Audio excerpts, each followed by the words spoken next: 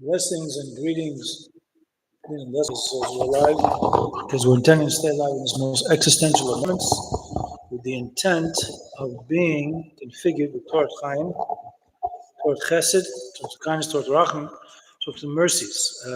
Tonight marks the 124th year since the emergence of a brilliant luminary, the Sixth Lubavitcher Rebbe Yoseph Yitzchok Schneerson of Lubavitch, who lived from 1880 until he ascended to the next level of life in 1950.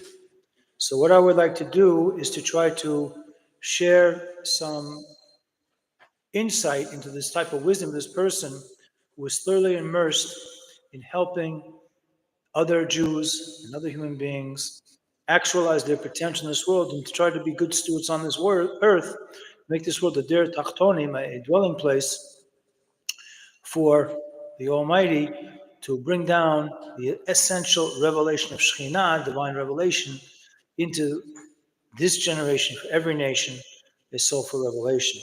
So I'm kind of like with my old gold glasses on, extracting some inspirations from a teaching that he gave in actually it was distributed, it was actually delivered after he ascended next level of life. And yeah, I'm sorry. Okay, actually, this was something he delivered during his life in 1934. So this is a teaching from it's 90 years ago that the critical Rebbe, the previous Rebbe, delivered. So here we're going to go into it. And I wanted to also dedicate to a brave soldier, Amin Ben Avram, who was killed on October 7th, and also from my dear parents, Reb Shlomo Yaakov Ben David, passed on the next level like 8 years ago, and dear mother Yiska Bas Ben Yamin, who passed away in February of 2023. So the soul is something that is a living thing in essence. And once something is identified as something that is alive in its essence, it's called an atzmi, an essential thing. And therefore, any revelation from an atzmi, an essential thing, is a replication at some level of that essential thing, even though it might be downsized, just as 1 ounce or one little bubble of, say, a drink of Coca-Cola is the distillation of whatever is contained in a 12-ounce, 20-ounce, 2-liter bottle of Coca-Cola. It's all the same Coca-Cola. So we talk about revelation of soul, which is an expression of something which is alive in essence. No matter how much soul is enclosed in the human body, that body is receiving from a living entity in essence, the soul. Again, the soul is something which is alive in its essence, and its revelation is the light and the vitality which it emanates out.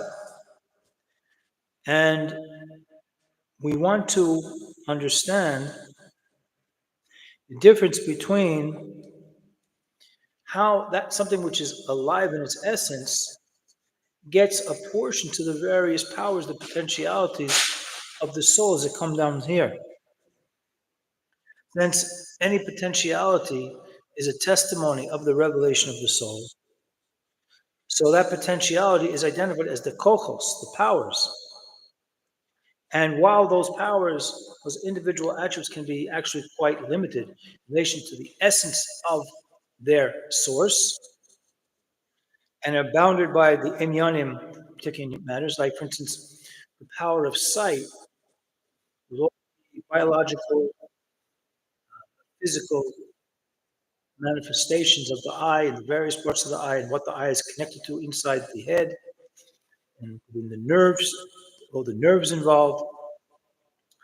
So there's a particular type of energy from the soul that particularly allows the eye to see and allows all the things that are connected to the eye.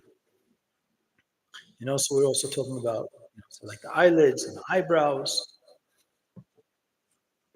black part of the eye, whatever color of the eye the person is predominantly, blue, uh, green,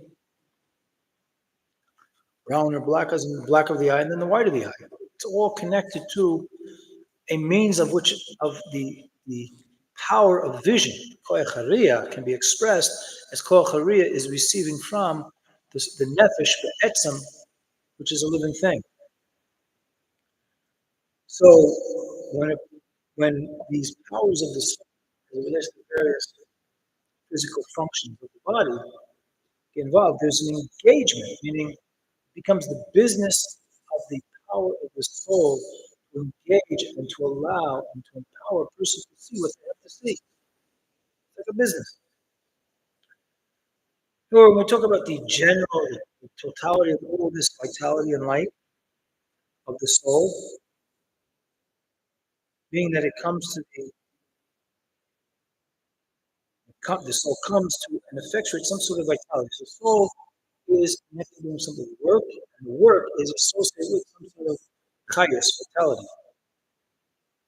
And this vitality must be enclosed in something lower than itself. That lower thing can allow the soul power to be expressed. The soul power of seeing has to be expressed through these two eyes. The power of smell has to be actualized through the nose. The power to hear through these things over here on the side of the head.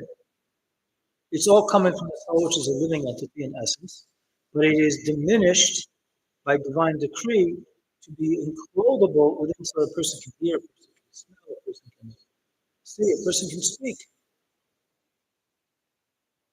And therefore, it's the purpose of the vitality of the soul to enliven the body and enclose the body.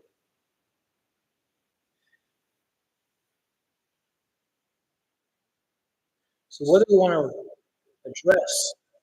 Nefesh as having a light or vitality that the reasoning of the matter is according to the entitlement of the power that is assigned, a spiritual power. But it's a particularized spiritual power. And its essence is to make some sort of action. By being enclosed in the part of the body, it has been assigned from the divine decree to be. So me toward my hand, that level of my soul is enclosed in my power or desire to communicate these ideas. And I'm shaking, I'm moving my right hand this way and that way because my arm is in sync with my desire to explain an idea with me gesticulating this way. But when I'm doing that, I mean, I can do it with my other arm as well, but the point is, that is the power of the soul. It's an automatic, supercharged, highly particularized form of energy that goes into, again, the movement of the arm, going back and forth, the movement of the lips, and the articular organs, which are part and parcel of the human experience of speaking. Also, we have the power of intellect. Intellect has to be enlivened by something soulful, which is a living thing in its essence. But even at the brightest intellect cannot receive all the soul, but it must be dummied down to the various types of intellect that are in the head. The right side, the right brain processing, the left brain processing, the oscillating consciousness, the right and left brain, the back brain consciousness, connected to Das, connected to the essence of the matter, and etc. and etc. So these are just some of the things I just wanted to share with you.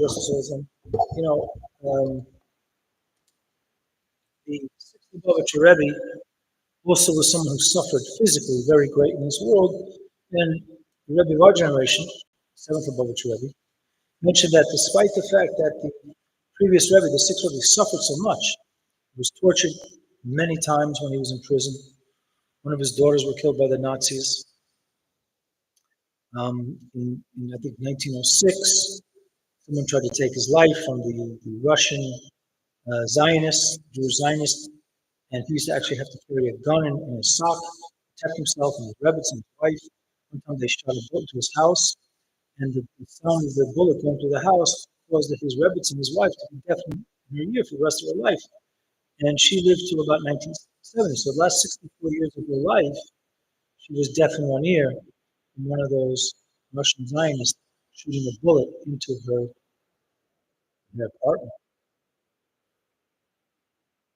And yet the Rebbe said he was a very joyful man. He had Parkinson's disease. It was very difficult for him to speak. In fact, I heard there are some recordings of him speaking, but they are not released to the public consumption, because of some reason it's been deemed that it would be a lack of respect to hear the voice of a great man, a great soul, a great tzaddik, a great religious person, his voice not sounding particularly as one would assume to be the voice of a tzaddik.